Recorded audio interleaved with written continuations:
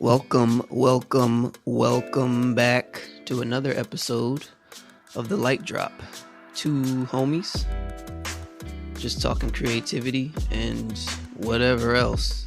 My name is Yeah. Jamil And my name is Jeff. and What's up? beyond. And beyond, right? What's up, y'all?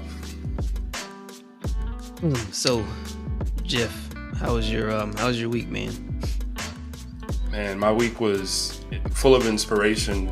It was full of thoughts and ideas. I've been getting a lot of inspiration from sports recently. I've started watching like live sports, basketball again, playing it.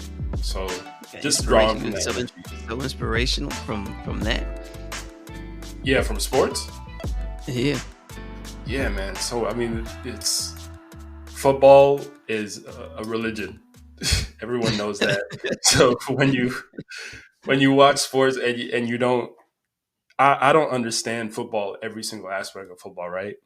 But I understand that there's energy there, and there's hope, there's storytelling, there's passion. So when I get to see it, I can draw that and take that in and study it. And yeah, so it's just been a week of that, watching sports. It's obviously cold right now in Atlanta. Not the coldest, I'm assuming. Not as cold as it is up there, but it's cold, so I'm not outside as much. So just been watching sports, trying to stay motivated. yeah, yeah. I'm already excited to see where this goes. Sports. We're talking. I feel like our conversations they start so just bland, and then eventually we just get into some weird, deep stuff.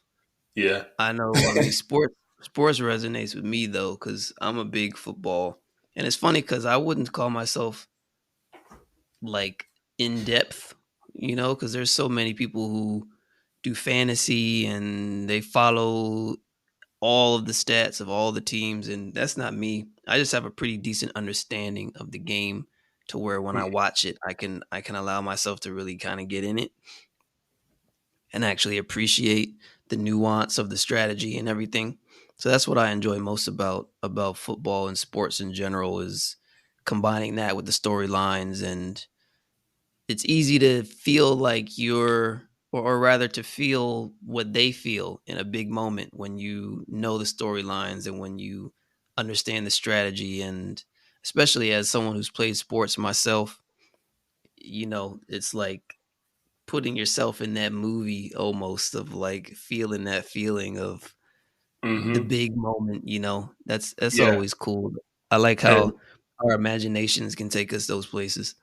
yeah, and it's cool because it's everyone in the stadium feels that way. Everyone's like, when I'm watching like Michael Jordan play, I am Michael Jordan, and I'm helping him, make those points. And when everyone feels that at once, that moment, it is intense, man. I was also watching, obviously the Michael Jordan documentary. I forgot what the name was. Now it's escaping my mind. But One either on way, Netflix. yeah, one on Netflix. I don't know why it's like, Yeah, yeah. but anyways, yeah, and he was talking about when I think he missed a shot or something. It was like a big play against Utah, and everyone was looking at him, hoping that he would make it, and he was just laughing because he was like, "It was just up to me." But obviously, you feel that weight of everyone watching you. But it's, I mean, in sports, it's a magical thing. I'm glad we have sports. I'm glad I get to enjoy it because I understand just a little bit of it. So it's been a week full of that. So there's that. There's movies I've watched. There's other things. It's just been a fantastic week, man. Yeah. Your your Falcons, I don't know how they're doing, but Me either, man. I don't. I'll send my luck, send my Right? hopefully you'll have to update me on how that goes. I'll be honest, I haven't been following them, but my Eagles, on the other hand, They're we had doing a all right. tough loss last week, Yeah. but that's all right. That's just how it goes. Um How long you been an Eagles fan? Like your whole life? yeah, whole life.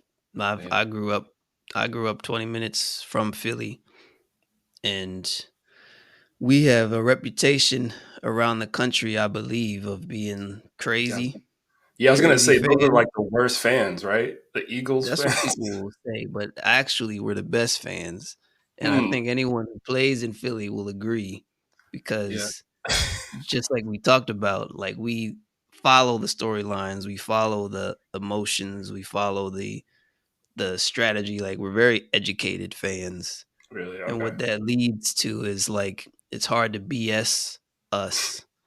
You Hmm. know, when you come out, like, we could tell if you come out and you're just there for the check or you're Uh, trying to, like, half-ass it, you know, like those athletes that have gone down as, like, the legends in Philly have mhm. all just embodied the city of Philadelphia, which is very much blue collar, you know, like, nose to the ground, just, you know, making it work, however, you know, so Okay.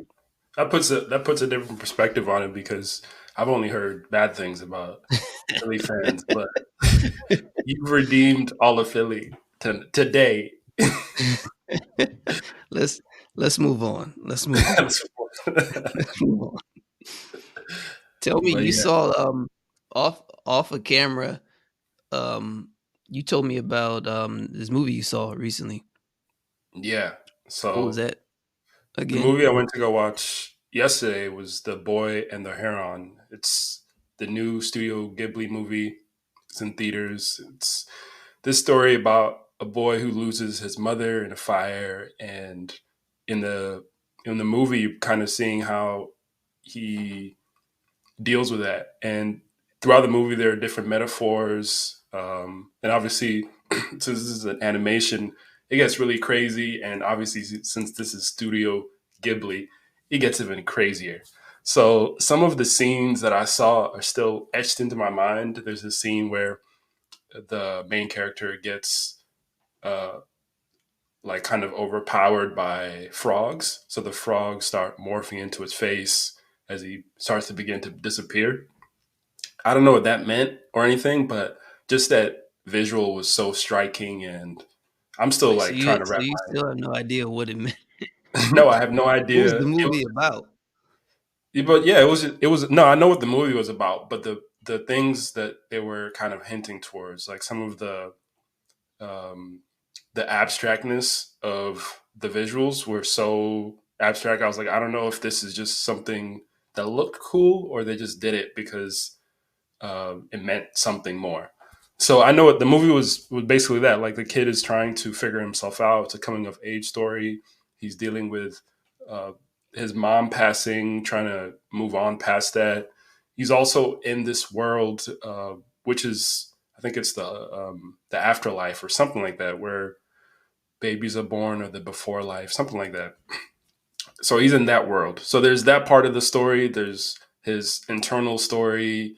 Um, there's the overall story of the individual characters within the film. So it was just a lot of storytelling, a lot of beautiful visuals, and Mm, yeah, man, I recommend the movie to yeah, I'll everyone. check it out. I know Yeah, that those movies usually are the kind that, like, you leave the theater. You ever, like, leave the movie theater and you're like, "Imma have to watch that again. yeah, Imma have to watch that again and, like, give me, like, a month or so to let that yeah, kinda go down, and I'll either come back or as soon as it comes on Netflix or something, Imma have to watch that one more yeah. time." Yeah, no, that's some of those movies. Even the Spidey Verse movie that came out on Netflix a little bit while Wait, ago. the one on Netflix? Yeah, I haven't seen that one. I think it's on Netflix or somewhere. I just know it's like on streaming services. But Mm, it's a new Spider-Man animated Miles Morales movie, and just another thing where it's like there's so many details that the animators put in that you have to rewatch it to catch the details to yeah, see the magic.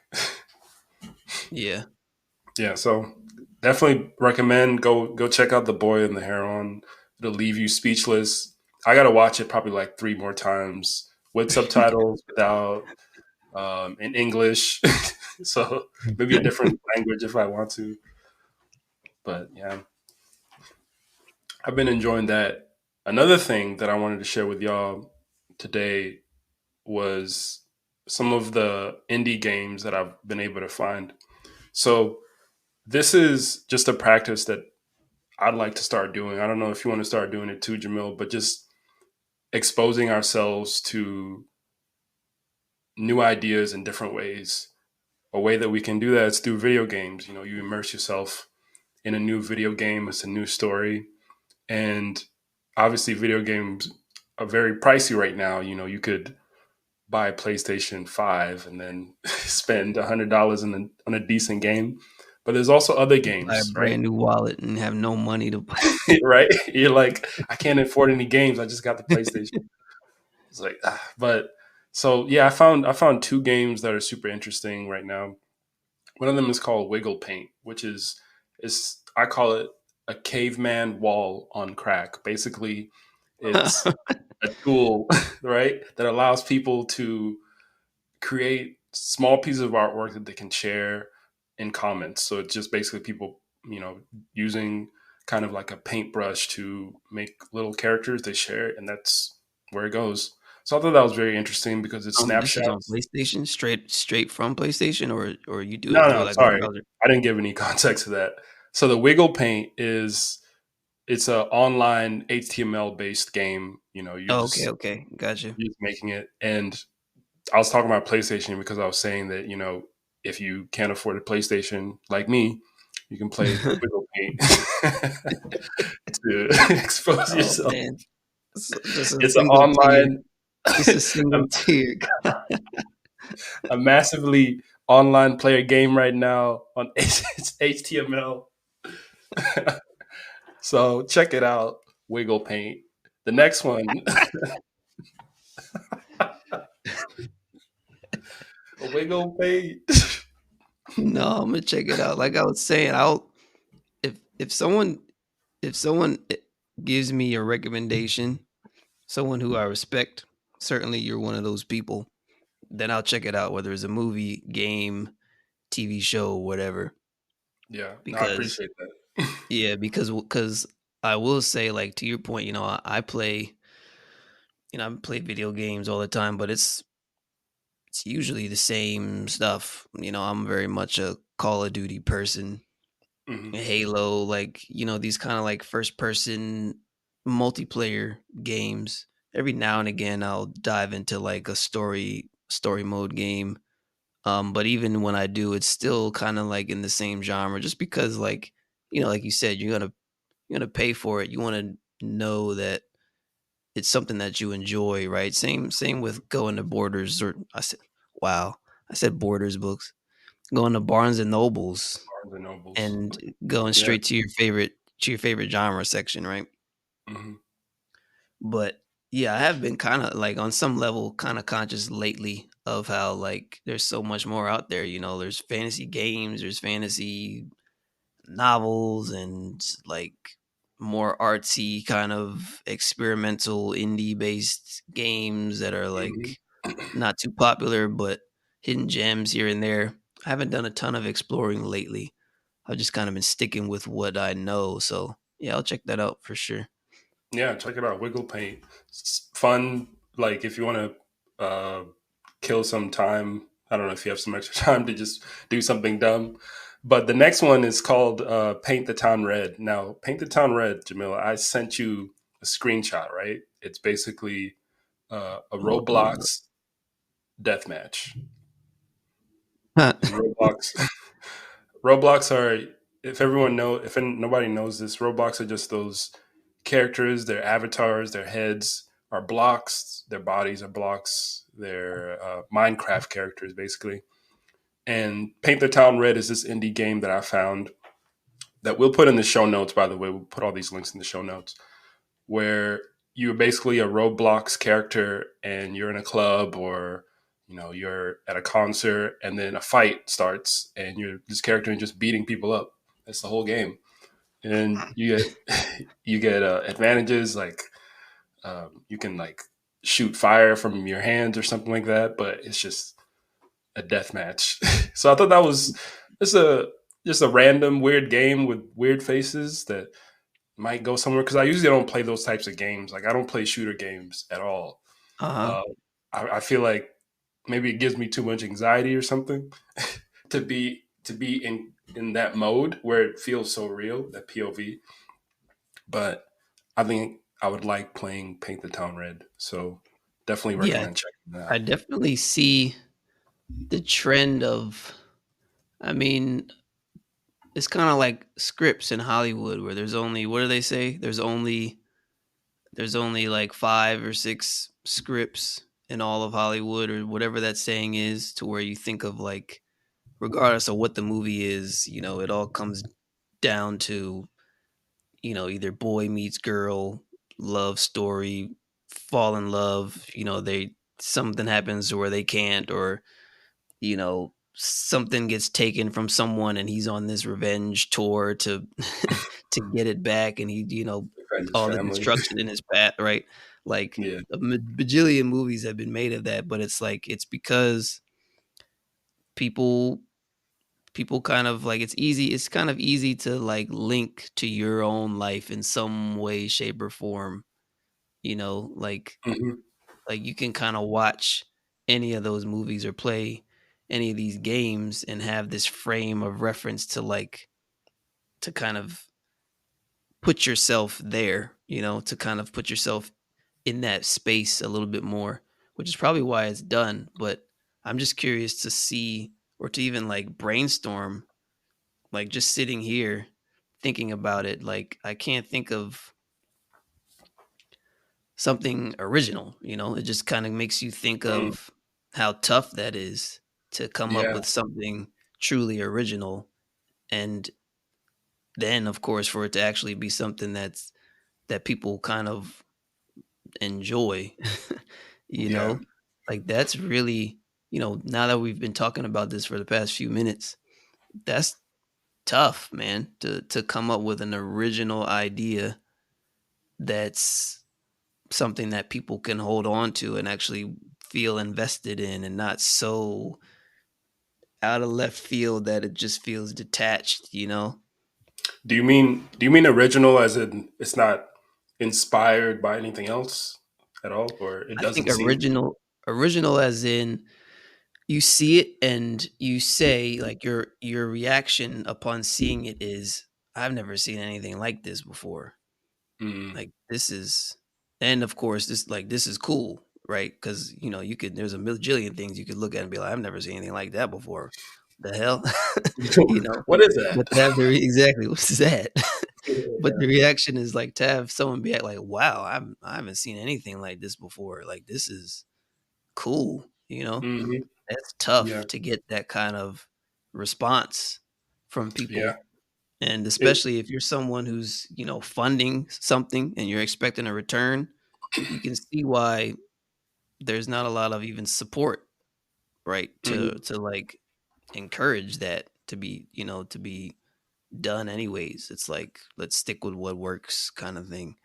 Yeah, because it's safe, and Yeah. especially in our industry, there's a lot of, you have to think about business at the end of the day.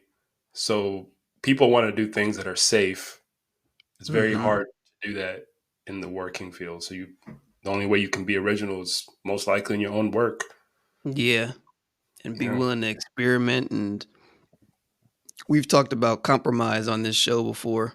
That bit of compromise of having to deal with, the like you said, the society that we live in, the bills that need to be paid. you Hmm. know, you have that compromise, but I think it's dangerous to just fully succumb to that staleness and unoriginality. Like you kind of owe it to yourself to just explore, even if it's just a matter of sitting down and thinking about it, like there's no harm in that. Like Yeah.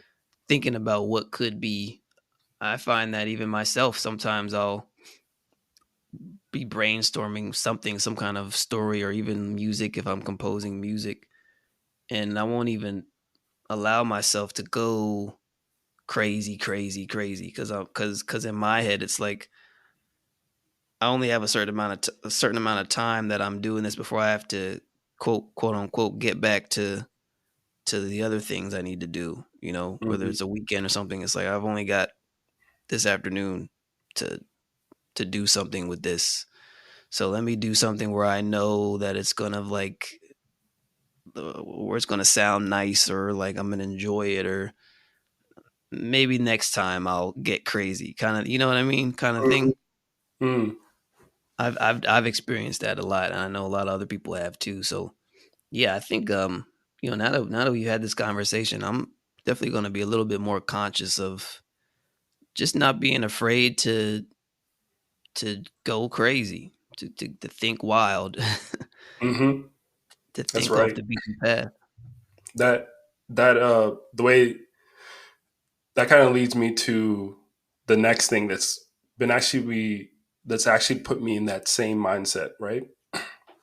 So I want to talk about Coach Prime. Do you know Coach Prime, right? Deion Prime Sanders, time, prime time. yeah, I know So, prime time. I had fun fact. My so we were just talking about games and video games and everything on the original Xbox, Xbox Live. That was my like original um gamer tag was prime oh, time. oh yeah, I remember Based that. off of Dion Sand. Yeah, yeah. I think it was even that on like Twitter when I first got on Yeah. Twitter. It was the same thing. Yeah. The reason I believe was my cousin. He was a couple years ahead of me, and he always got hand me downs, or rather, I always got his hand me downs Hmm. for clothes. And he played football, and he had this Miami jersey, this University of Miami jersey, not the Dolphins, that had said prime time on the back. And so when I got that, I looked at it and I was just like, "Oh, prime time." I was like, "I'm taking that." Yeah. Nah, it's a good name. It's a good name. I feel like it's very on brand for you.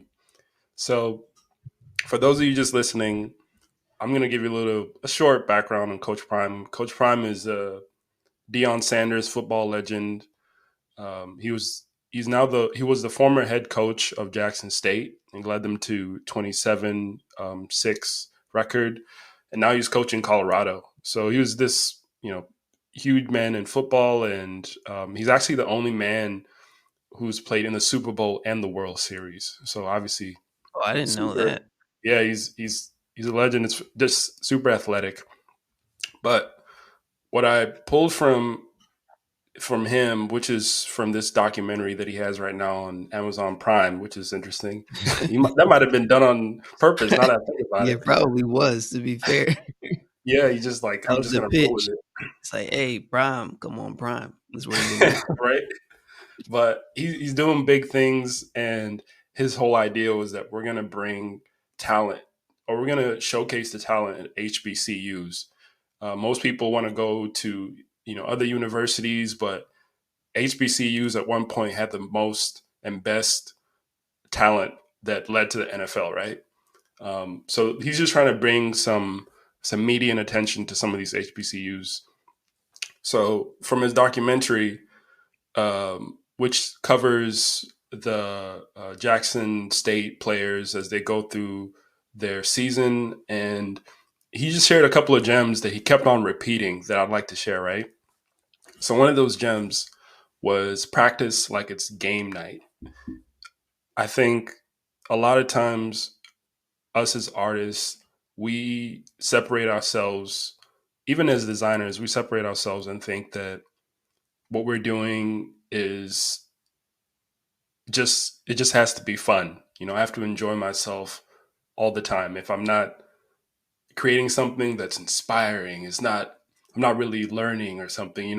If I'm designing something for someone and it's not going the way that it should, then maybe this client isn't for me. It's too much work, right?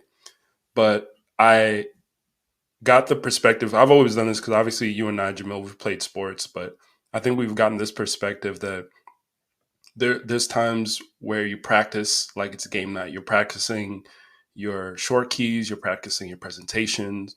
And if you think of yourself as an athlete, you're more likely to focus on the results and not the current emotion of, you know, am I good at this? You know, if you focus as an athlete, you're just saying, I just need to condition my body to start practicing these moves, because when it's game night and I have to present, I'll win because I've practiced so much. So that was a huge gem that he just kept on saying that throughout the game, throughout the games.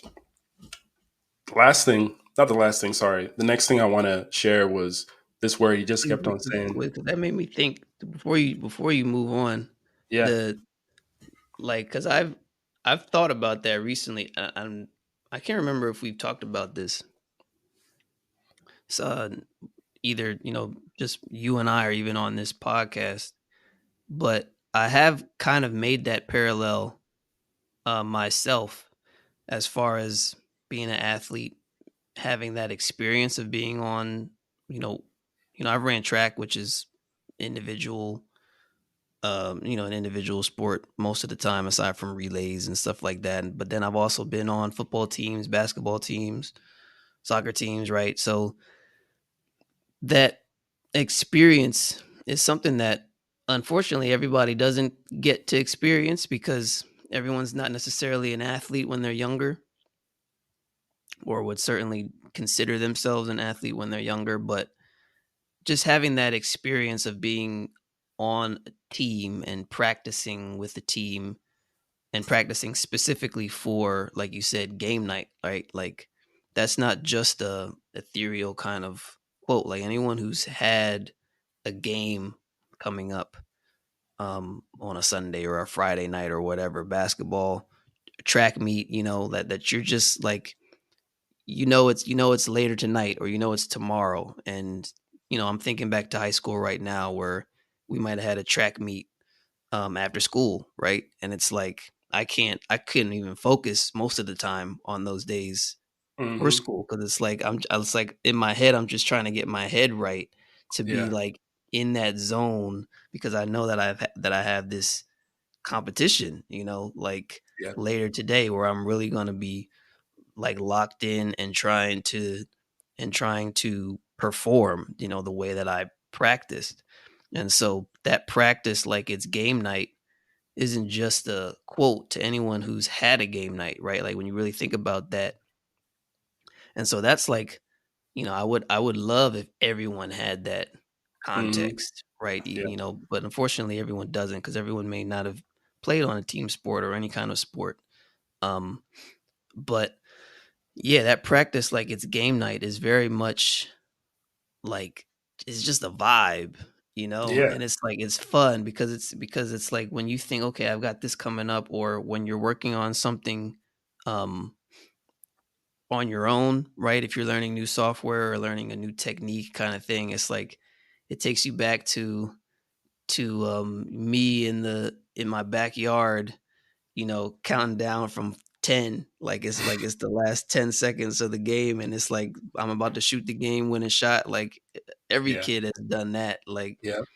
in some way, shape, or form. So yeah, if you inject that into, like, you know, your artistic stuff, then that can be a really, really powerful kind of advantage that you give yourself, as far as, like you said, performing, quote unquote, Hmm. when you get into that call with a client, or it comes time to deliver on a deadline or whatever. Hmm. um yeah, like, having had that experience, that is something that I've definitely kind of drawn parallels to with my career and my artistic stuff. Yeah. It's a constant thing, that practice. And that leads me to my next point, that this word is something that he just constantly says. And the word is dominate. He'll say it so every single time he's prepping people, or that was his mindset, Coach Prime's mindset with a lot of his players, is that I don't want you to win by 10. I want you to win by like 32 or whatever it is. You have to separate yourself. And the practice of separating yourself from, just being mediocre to being good and being great is it's going to take a lot of effort, right?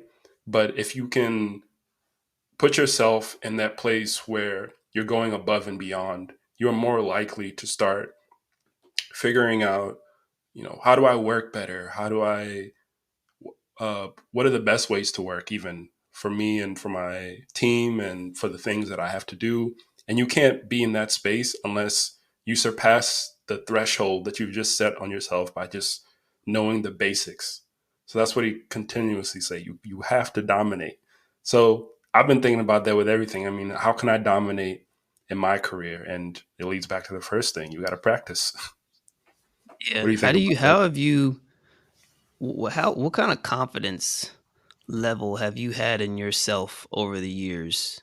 Like, I want to know you personally, like whether it's been in high school, into college, and then out of college, like on a scale, let's put it on a scale, like on a scale of 1 to 10, 10 being like I'm him, like I'm Mm, that guy, right? Like it doesn't matter if someone else thinks it or doesn't think it. Like I know that I'm capable of knocking this out. Any opportunity, like I'm not even phased if I get an opportunity to do something like that I've never done before. Like I know I can do that. Versus a one, which is like, complete opposite. Like yeah. I don't belong here. I'm not good. It doesn't matter how much I practice. I'll never get to be as good as some of my peers. So on and so forth. Like uh, consistently, where would you say that you would put yourself, like on that Yeah. scale over the course of your career? I would say I'm a strong eight, right? But Okay, I've always felt that I have the ability to do something. I have the tools to do it. I have the mindset to do it. I have the talent to do it. The thing that gets me every once in a while is, and I think this is something that happens with most artists, is that you'll get good at something and then you'll meet someone who's better than you and then you kind of get humbled a bit. So there'll be times where I'll fluctuate between, oh, I'm the best at what I do right now in this room or something, and then I'll meet somebody, and then it's like, okay, let's go back down to eight, maybe 7.5, because you've just met somebody, or you've seen someone's work that's just like, I don't even know you've. I've seen people's work that has made me rethink of my work and the possibility of it, because it's just the complexity of what they think and what they do and how they figure out their systems. I've seen that a lot with um, illustrators. They'll unlock their layers and you see all these layers and processes that they took to get to that point, and you can't even reverse it, because with graphic design I can, for the most part, I can reverse the things that I see, because for the most part, graphic design is right now on trend. It's not as busy. There's lots of open space within our layouts, but then when you look at like an illustrator's work, which is it's not so close to what I do, but it's close enough to where I could understand the process. When you look at their work, it's so complex and makes sense. That would make sense. yeah, so much storytelling, so many pieces to it. It's intimidating. So I get humbled when that Yeah. happens. But I What about? mean, like, so to that point though, like what I'm getting at is you're talking about like to dominate, like to have that mindset to dominate like whatever it is that you do. I think that there's a line of, like you said, like being humbled, like that's good to be able to be humbled. But Hmm. I think that saying that just outright also does you a disservice, because like to be humble enough to knock you down a peg, I don't think that that's necessarily um needed, right? Like you can see someone else's work that is like, sure, on a on like visually, like, yes, like that's very good. And I probably, and I didn't come up with that. Like that's better than anything I've ever done, kind of thing. But that doesn't necessarily mean that I'm still not capable, right? Or like, Mhm. and I think again, what I'm getting at is it all boils down just to that mindset, right? Like to dominate is literally just it has absolutely nothing to do with the technical kind of work that you put out. At least from the standpoint of like the order of operations. Like it's not like in order to dominate, I need to put out the best work that anyone's ever seen. It's like in order to dominate is I need to just have that confidence in myself, in my ability to get to a certain point, to be at a certain point, to know my potential in order for me to, as that comes out, it'll be perceived from other people from the standpoint of like this person can get the job done. Not just a little bit, but like by a long shot. This person is capable of doing XYZ, right? This, like you said, Mhm. not just winning by 2 points, but winning by 10, 15, 20 points. Like this person got the job done, not just barely, like they knocked it out of the park, right? Mhm. Like that's what that dominant means. So it's kind of like, you know, when you dissect someone else's work who you might perceive as, someone's work who's again, quote unquote, humbled you, really what's happened is like, if you allow that confidence to, or rather that scale, right? If you were at an 8, if you allow that to knock you down to like a 7, then you were always at a 7, it's like That's a good point. yeah, what's really actually happened is like they they were a step ahead of you, not talent wise or confidence wise, but just timeline wise, probably, right? Like they just developed themselves and got to a certain point before you did, but it's just a matter of time before you get there too. At least that should be what's in your head. And it's not going to be what they created, because what they created is what they created, and you have no idea what it is that's going to be that thing that you created, right? You know, Yeah. Yeah. and and not only that, but I imagine from those people's perspective, by the time they kick out something that that humbles someone else, from for them it's probably just like, yeah, this was just like the next logical progression in my story, right? Like Mhm. my abilities and what I kicked out. It's not like I set out to to humble these haters. And of course you have people who do. But that that kind of comes through in their work in a whole different way. That's a whole different kind of conversation. But That's you right. know, Yeah. but And with that leads me to the next thing when you're getting humbled and you're asking yourself if you're confident and you're having these conversations with yourself. I think the to put it back is that everything you start off with your head to dominate. You're not going out and um, it doesn't matter if somebody is visually better than you as long as you're putting into practice what you need to do. So Coach Prime has this saying, and I think it was actually his assistant coach who said it.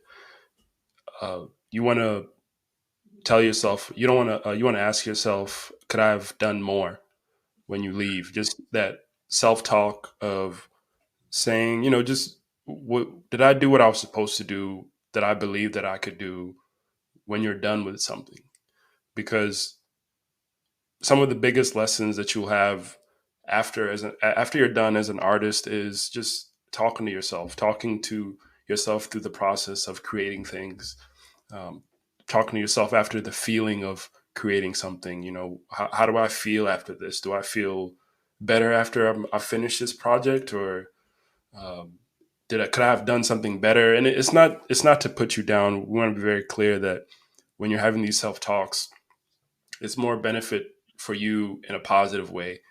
You don't want to uh, frame this question as something that's negative, because you're going to have these self talks constantly. And that's something that I've sort of realized is that um, you're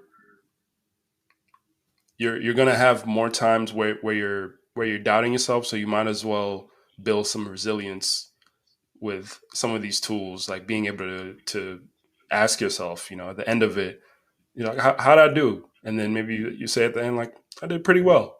And you leave it there and you just walk away. Yeah. No, Yeah. I love this. I love drawing this parallel of art art and our creativity, especially again from the framework of professional, creative professionals with these creative industries, graphic design, visual effects, illustration, creative writing, whatever. I love drawing this parallel between that and like sports, right? Yeah. Like, and again, I wish everyone in these industries has that framework to kind of relate it to, meaning, but I know that not everyone plays sports or has played sports. So it's tough to kind of get there. But if you have, then it's a huge experience to draw from, right? Like just being on a team or even an individual event, swimming, track, tennis, those kind of sports where it's really just like you said, game day, and that zone that you get into and that confidence that you have to have and the practice that you put in, right? In Hmm. order to like you said, be proud of yourself, right? Because that's really the only person you're in competition with Yeah. is is with yourself, like So, I think back to when I was running track in middle school and high school. I was very athletic. I was on the varsity track team, um, and going to these regional events, these state events, and everything. But I had a bunch of friends, especially in middle school when we were younger, who were not athletes, but they joined the track team because all their friends were on the track team, right? And they just wanted to kind of have fun and stuff. And you would have that section of the track meet where it was all of the future kind of track stars, athletic high school, folks who would go on to be varsity in high school, right? Again, this is in middle school. And then, they would race together and it'd be competitive, but then, everybody's on this team. So next you would have the set of people who were just kind of there for fun and they got their chance to run, but it's still kind of like you can tell that it didn't matter if they were the fastest or the strongest or could jump the highest. Like when they're competing against someone else who's there for the same reasons as them, right? The same kind of athleticism, and it's like they're there to have fun, A, but B, just to show themselves that they could do it. They could finish the race. They mhm. could, you know, compete. They weren't afraid to try to compete against this person who they probably thought was faster or stronger or whatever. See what I'm Yeah. getting at? It's like a Yeah. lot of those experiences just tie in so well to later on. Of course, they may have gone to be writers or graphic designers or whatever the case may be. It's like everyone's good at what they're good at, and Hmm. they enjoy doing it for that reason, right? Nobody enjoys being bad at something, or they wouldn't stick with it, right? Like, Yeah. so yeah, man, like I said, I love this parallel. I love thinking that way. It's fun. It's like taking me back to that mindset and applying it to work and stuff. It's kind of reminds you that this is all just pictures and colors and like, you Hmm. know, it's it's serious because it's our livelihoods, but it's also really not. Yeah. It's It's not. art at the end of the day, and it's and it's you that you're competing against, absolutely nobody else. Yeah, and with that, it's drawing even more comparisons with athletes. I mean, they they get injured, um, and we as designers and artists, I mean, we're not going to break our leg or anything like that. It's completely different. You're not. That'd be I mean, crazy. That'd anybody be who's crazy ever if like anybody who's ever played sports, man, knows, or even like football for sure. If somebody is coming to stop you, like once I remember I practiced football. I went to football practice, and it was actually my first time because I tried out for the team. But since I was already like a senior, they were like, "You're just gonna practice with varsity because you're bigger than everyone else." So I remember, uh, like we were resetting because I think somebody had run a play or something, so we were resetting, and one of the linebackers came up to me, picked me up, and threw me on the ground. And I'll always remember it was just like him just playing. I mean, just because I knew the guy, he was cool. But I think it was just like the energy. He's just like, because it was like my first time, and they all knew that. Man yeah, picked yeah, me up like a rag and just threw me on the ground. And he was like, "Get big." And sometimes I think about that, man.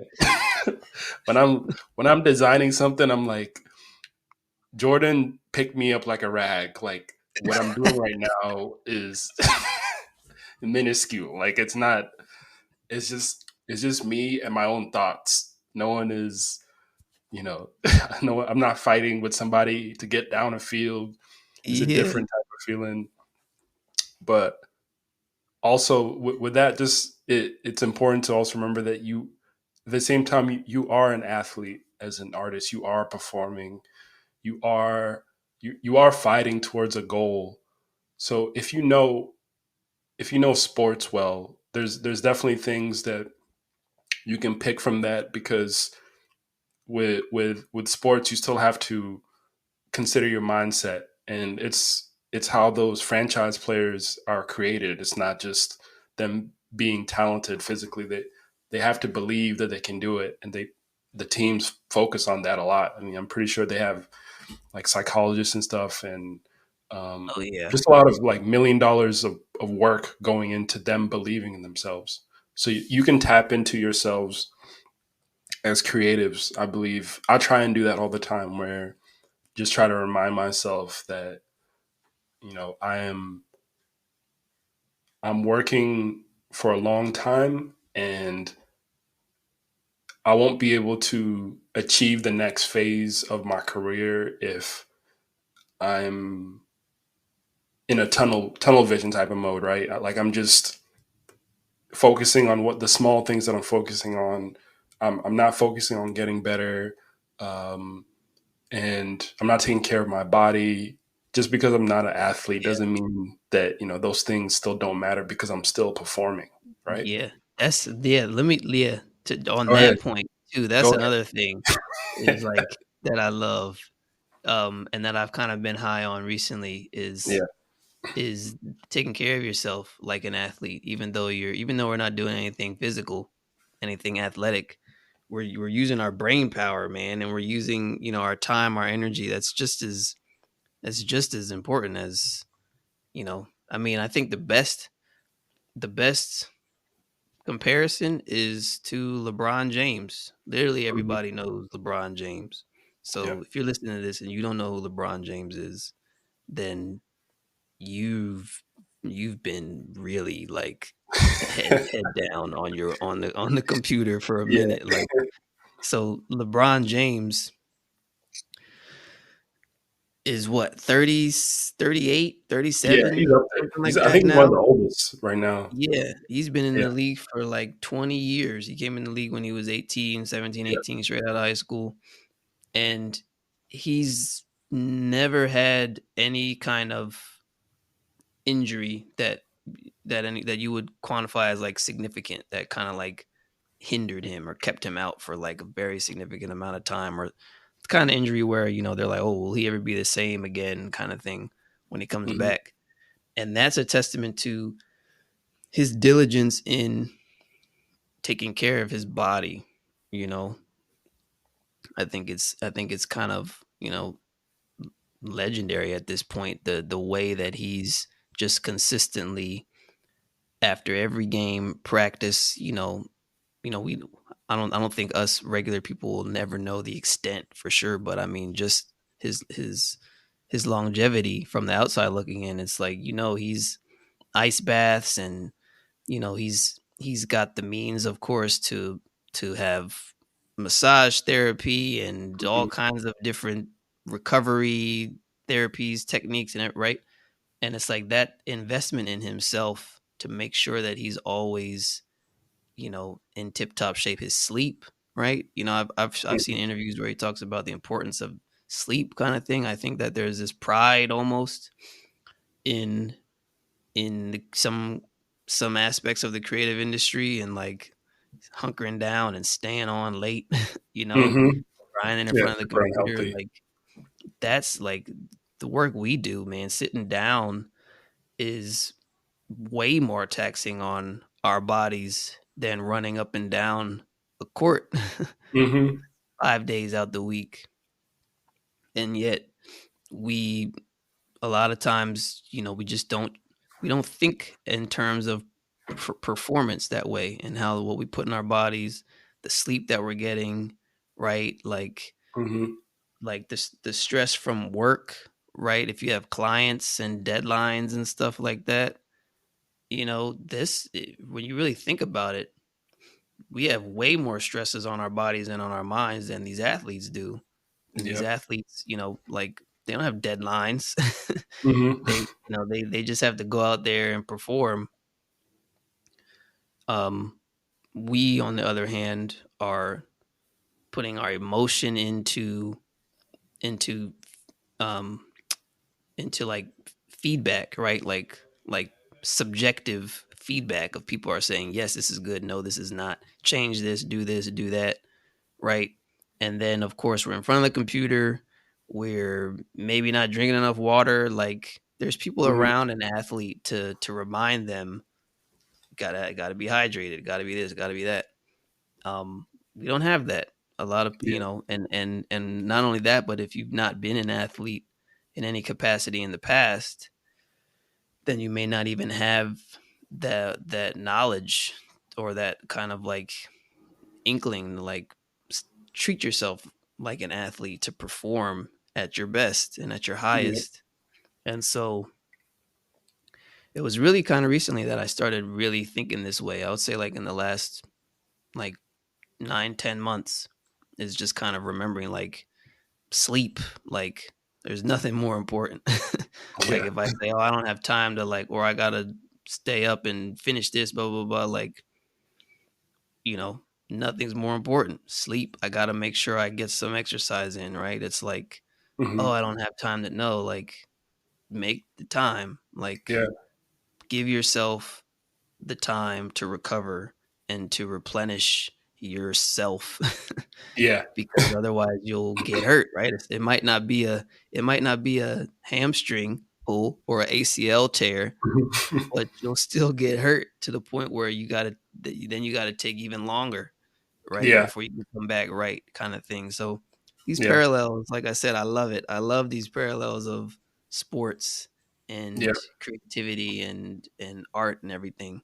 Yeah. And that actually that reminds me of a small thing. If you're all listening out there, um, when I was in school, because I studied industrial design, we had before you start sketching, you have to warm up your wrist. So this is just a reminder. Most of us here, we're probably using our wrist a lot. We're using, obviously, we're standing or sitting a lot. So paying attention to those things now, when you're early in your career, how do your joints feel? Do you have a better mouse? I got this mouse here. It's a Logitech mouse. It's a small upgrade, but it was like $40. It's helped me a little bit, and I have a little bit less wrist pain. So things like that, you can't, uh, you don't have to worry about running a 4.3 or something as an artist, unless you're being chased or someone's trying to steal your Yeah, work. unless you're running after your money. Right? Unless you're running, unless the Somebody to client pay is you. not paying. then I'm running the 4-4-3. But unless that's happening, just take care of yourself in little ways. Take care of your joints. Take care of your Mhm, posture. Stand up. Drink water. Like Jamil said, sleep, because you want to do this for a very long time. You want to enjoy doing it, and developing those habits now super important. mhm. Super important. Let me let me ask you this, Jeff. I was I think that this is like this all kind of ties in. I've been wanting to ask you um today, I planned on getting your thoughts on this, and that's the kind of like recruitment Mm, process that we kind of see. I can't speak to it in other industries, right? Like mm-hmm, finance or like the medical field. I don't even know how that works, to be fair, in like fields like that, like a lawyer. Like how do you apply to be I don't know, right? yeah. But I'm just talking purely about like the creative industry, studios, freelance gigs, this kind of thing, um, and the recruitment process, because I've seen a lot of woes recently on LinkedIn, that have Hmm. kind of popped up on my feed of frustrations, people feeling like they're talking to brick walls, like they're getting It's hard. ghosted or they're coming back. And then I've also seen plenty of sentiments from the recruiting side too, kind of talking about the kind of things that they deal with, or some of the struggles and stuff from the recruitment side of things. So it's become clear that um there does kind of seem to be this disconnect, almost this relationship between recruiter and, obviously not everybody's going to be can't be happy, right? Like as far as everybody's going to apply for a job that they don't get at some point, Hmm. right? But just from the standpoint of feeling respected and feeling heard and acknowledged, and like you're going somewhere. What's your experience been over the course of your career, just in like the Hmm. recruitment process? Have you had any bad experiences, or Yeah, I've your had. sentiment? Yeah, I've definitely had bad experiences. I don't think it's the worst experiences, but just definitely left me feeling depleted. So I'm going to talk about two ways that I've gotten work, that I believe didn't have to do um, with luck per se. It was just, it just, I mean, it had to do with a little bit of luck, because it takes a little bit of luck to get a job sometimes. But so yeah, so the first job that I ever got as a contract graphic designer was basically through a recommendation. It was a Facebook post, and an alumni posted that her company was looking for designers. So that was basically based on a recommendation, and I started working pretty quickly, and that process was great. I worked with that company for like a year and a half, right? So that was first experience. The next experience was, okay, so like now I was like, I want to start making a little bit more money as a designer. Let me try and get a contract job that will turn into a full-time position. So I went to um, recruiting services, and I didn't have to pay any money or anything, and that was nice, because I always thought you had to pay. So they helped me find a job. They basically set my resume around, and then they would align me with interviews. And I would just talk to them, and people would find out what kind of skills I would have. And then maybe later on they might reply to me. So I did that a lot of times for almost like 6 months, maybe 7 months, without anybody responding. Or I would get text messages from a recruiter, and the recruiter would be like, "Hey, can I get on a call with you in an hour?" And I was like, I didn't even know how you found me, but okay, sure, that works. And it was a lot of that happening. Once people on LinkedIn or recruiters know that you're available, you just get mass messages. And then of course, you being the eager person that you are, you're gonna call every single person. And 9 times out of 10, um, some of those recruiters are just trying to get the numbers out. You know, they have to hit a quota for the number of resumes Yeah, that yeah, they exactly, read. So pace. Yeah. it, it was just I felt like I was part of I was just another number, you know. It wasn't I didn't feel good about myself. I didn't feel confident in my abilities. It was just me just waiting, and the anxiety came in knowing that um, it was just a chance. Like somebody would, you know, give my resume to somebody else, and then maybe I'd get a job.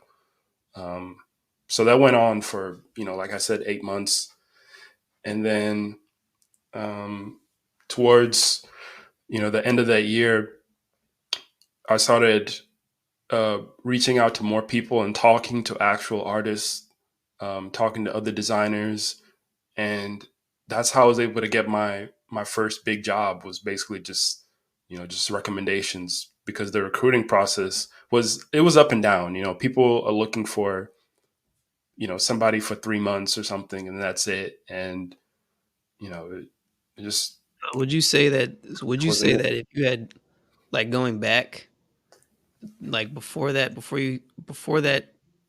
big break that you said, Mhm. those 8 months prior, like, if you were gonna give yourself advice now going back, would you, like, encourage yourself to, like, faster start talking to, like, other artists and stuff like that, like, trying to find, like, to Yeah, kind of expedite that? absolutely. Yeah, I would. Did it I, have anything to do with your resume by the time you did get, like, would you say, by, like, when you did get your big break, or was it mostly based off of, like, mm, did me getting the job have to do with my resume?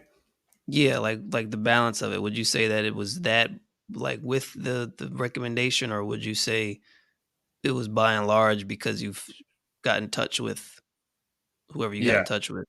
it was I think it was like half and half. I mean, the company liked my work, and I'd already worked with them a little bit because I'd done like some small contract work. But uh, in at the end of the day, when I think about it, I think that unless I had gotten those small contract jobs, I wouldn't have gotten this full time job. You know, Yeah, because they one of the it was funny because on my birthday I was working on this proposal for this company in Colorado, right?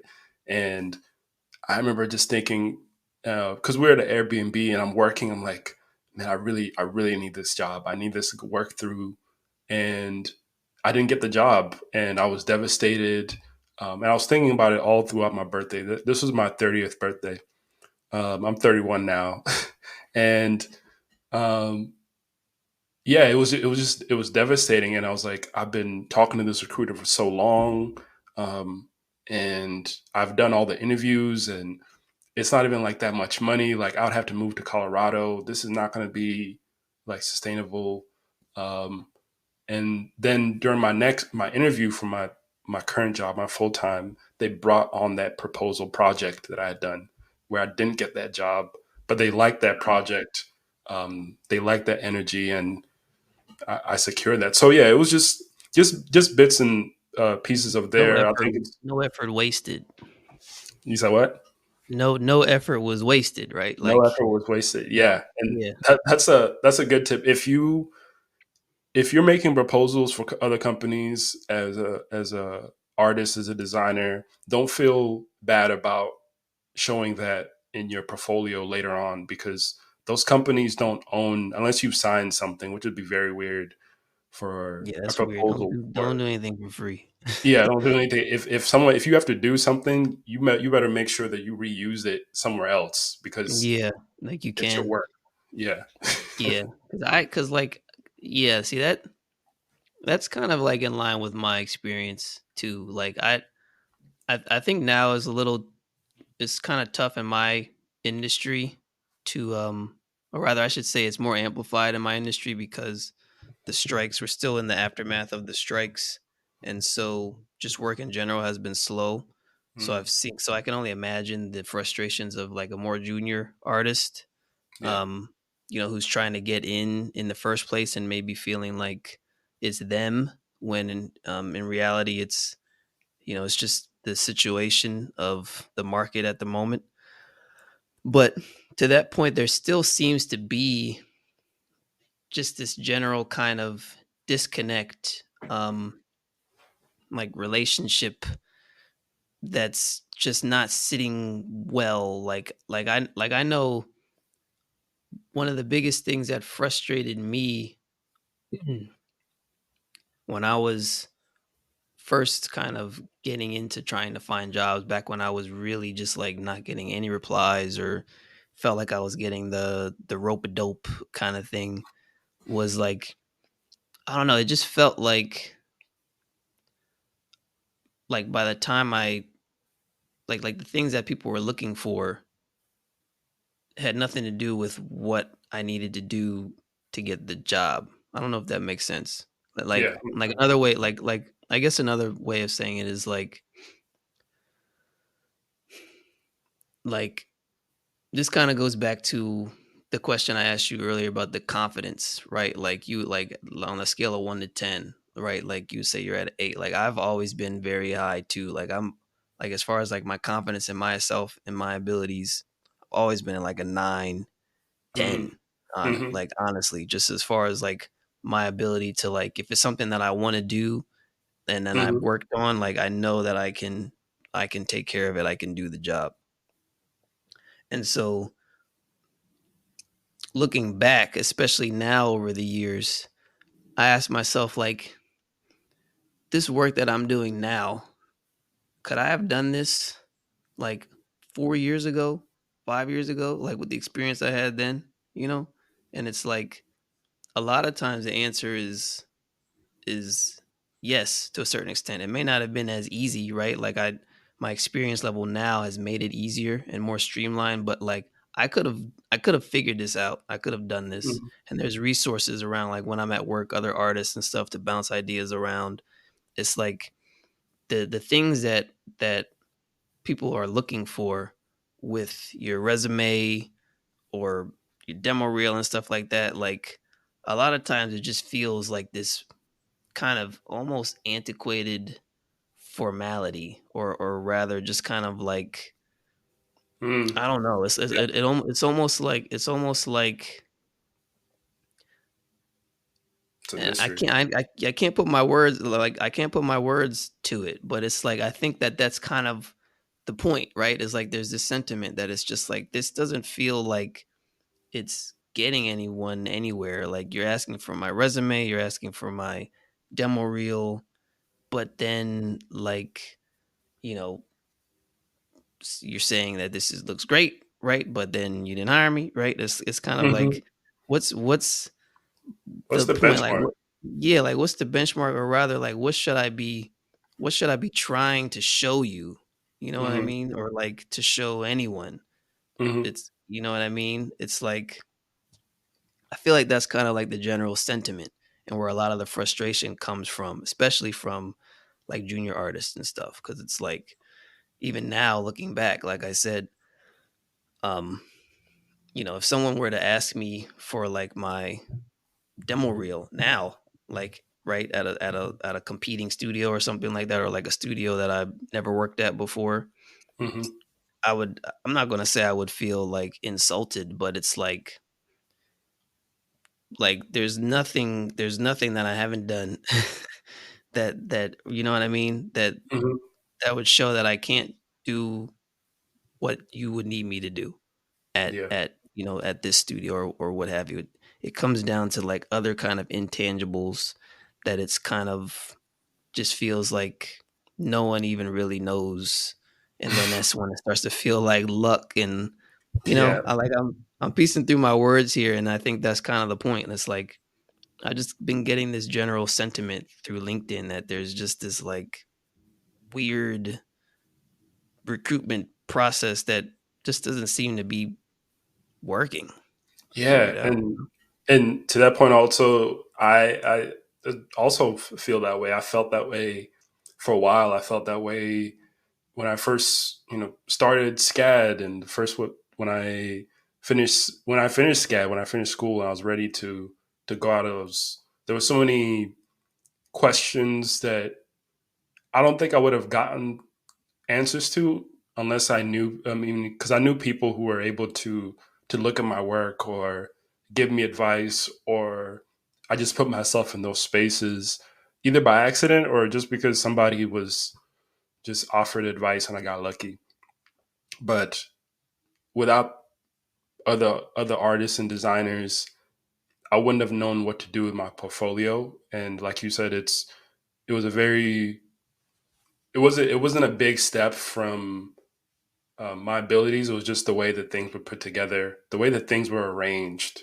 As I would say, it's like your work. There's thousands of ways to show your work, but there's certain ways that tell the story that resonate with some of these What it is. companies. That's exactly what it is. That's Yeah. I think I think that, like, this is an extremely competitive. I think what frustrates artists is that this is an extremely competitive field, especially when there's not a lot of work. There's certainly times where there's work for everyone, you Hmm. know. This year that hasn't necessarily been the case.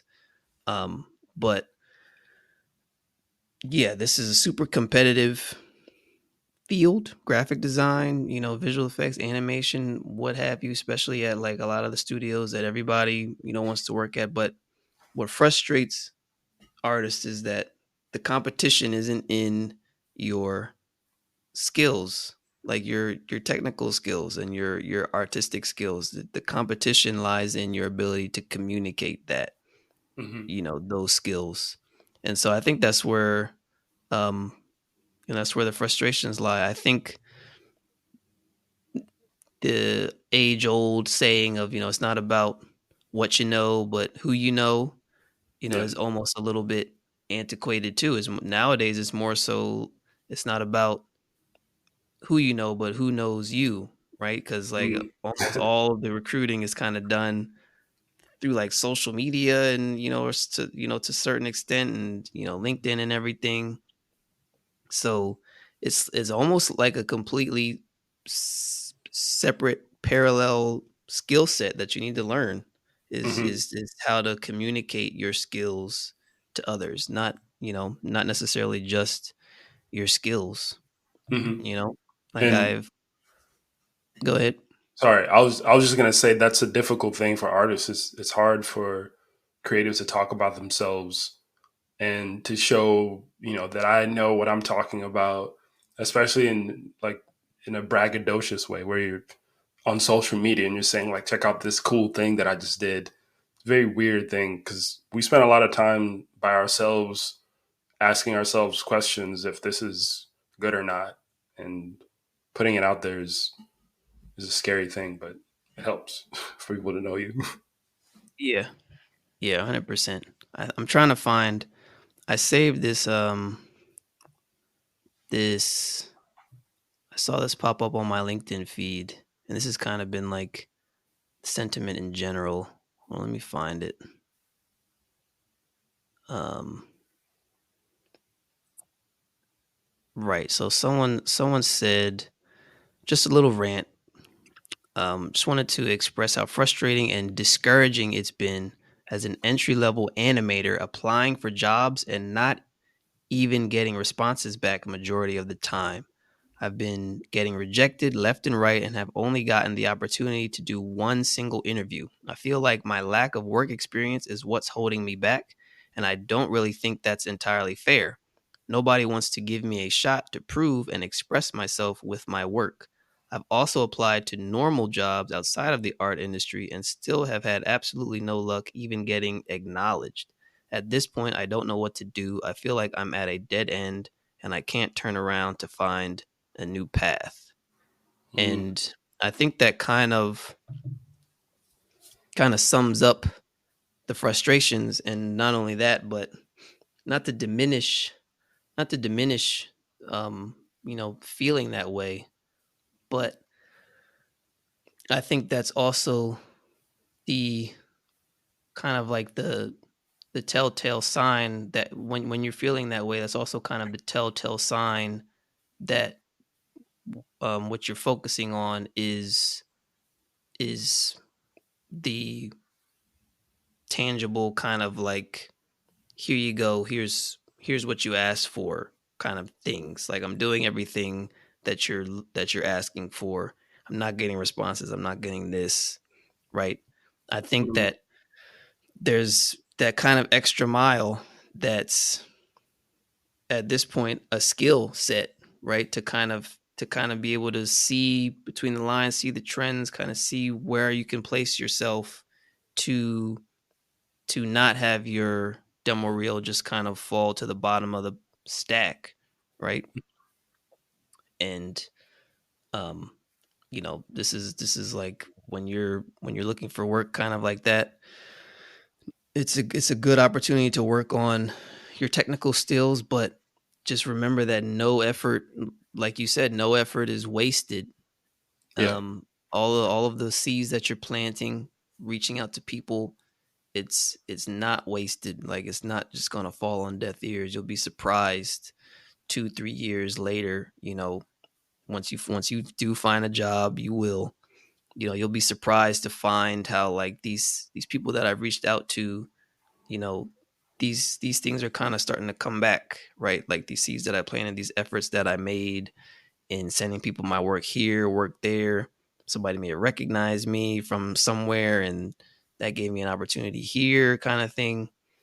Um, yeah, I just think yeah, that this sentiment, it's been a lot of frustration that I've seen on LinkedIn with the recruitment process. Now is a tough time, so it's a bit of an anomaly from the standpoint of just ghost after ghost after ghost. But yeah. at the end of It- the day, eh, you know, everyone's it's so easy to take this so seriously and so formal when this industry is is an artistic industry and it's a creative industry. So you just got to be creative and don't let that aspect of you slip yeah, and keep going.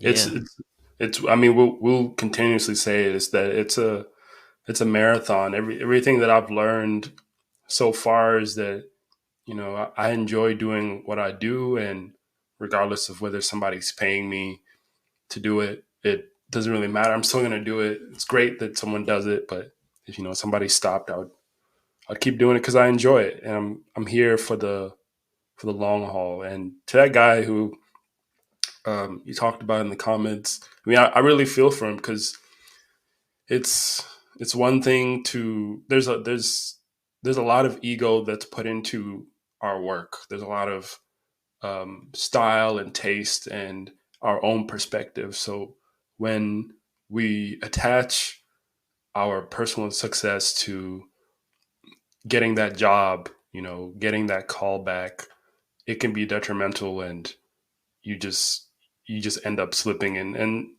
you know, so I think when you put yourself in that place, in that dark place, you stop seeing the signs because yeah, I remember when I was, I mean, when I was designing, when I was starting off, that was most of what I was looking for. I was just looking for like signs, like maybe something will happen. Because when I first started graphic design, when I took it seriously, I was like, this is going to be my full time. I was working as a server, and it was right before COVID, and um, I remember I quit serving December. When was COVID? Like 2019. I remember that. I think I Yeah. remember. So What was 2018, the I name of quit that serving. restaurant again? I don't. This was a different restaurant. Like this one was right Oh, by okay. the library. But I quit the restaurant thinking that okay, I'm just gonna whatever happens. It's December, January next year. I'm gonna be full time graphic designer, and obviously that had happened because of COVID. We didn't. People were hiring less, but it sometimes it starts with that, and maybe you have to lie to yourself by looking for the signs that I'm on the right path. But look for those details because that's You'll that's miss what's them. going to keep you going.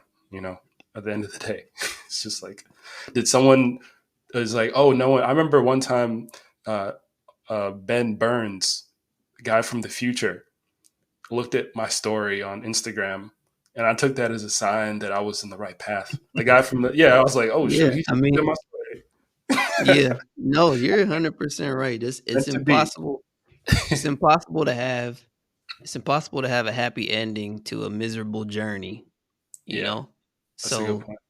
so, I saw in that example that I read, I saw in the comments someone talked about their experience and how they felt that a lot of these studios were very racist Mm, and the way they were hiring and depending on different metrics and kind of like a bunch of like red tape and almost politics involved. That was the way they felt, and that was probably what their perspective is what gave them that lens, and what they felt was absolutely 100% true probably. But mhm, you know to that same point, there were people in the comments who was like, this is a very inclusive industry, right? It's like, regardless of like both sides can be seen. It's all up to your perspective, right? mhm. Whether or not this is a impossible to break into, people are ghosting people left and right, and this recruitment process is unfair and biased and yada yada yada. You'll experience that 100% if that's what you think you're getting into. But if your perspective is one of, this is very inclusive, people are gonna hire who's best for the job, and I believe that's me, and this is gonna, and so on and so forth, right? Then Mhm. that's what you're gonna experience too. Like, there's Yeah, people who are experiencing both sides, and it's dependent on their perspective. So, I've never experienced, I've never had the kind of frustrations in this industry that led me to feel like this is an unfair industry. That's I've never had that experience. I think that things have been very fair in my experience, and yet I see all the time people feeling kind of otherwise. So it's very much dependent on your perspective, and a positive perspective is what's going to get you positive results. yeah. And just with that to close off on the pod, we went a little bit over, but I think we were in a good flow with this. It's at the end of the day, as a designer, as a human being in this world, some of these frustrations that you're dealing with, pain is a consequence of life. You are going to be frustrated with your career, but that the journey to get to where you want to be is is very important because it's based on your personal perspective. Because now, when this person that you're talking about, when they get their job, they'll they'll work hard because they'll know that like this was a very frustrating place to be in. And I know I feel that all the time. Is that like I don't want to do just good enough because just good enough didn't get me to where I am in life right now. I had to do a little bit more, get a little bit more uncomfortable. So um, it's going to be frustrating in this community sometimes because you might not be getting the feedback that you want from creative recruiters. But you keep going because you have something to say, and um, I mean, you just believe in yourself because no one else is gonna Yeah, do that shit. exactly. Don't be afraid to let people know who you are, because Yeah, that's what's most important. And don't be frustrated when people don't have the same confidence in you that you have in you, right? It's because they don't know you. yeah. So No, not yet. not yet. So, Yeah, and then of course, absolutely leverage, other artists, right? The other artists in your industry. People are more than happy to lend their advice, lend their helping hand. And when the other artists know who you are, that's just as powerful, because now you can have two, three, four, five, six recommendations come in, and that could be the difference, right? So definitely don't be afraid to reach out to other artists. Look for a mentor in your discipline, in your space, and don't don't have a negative perspective. yep.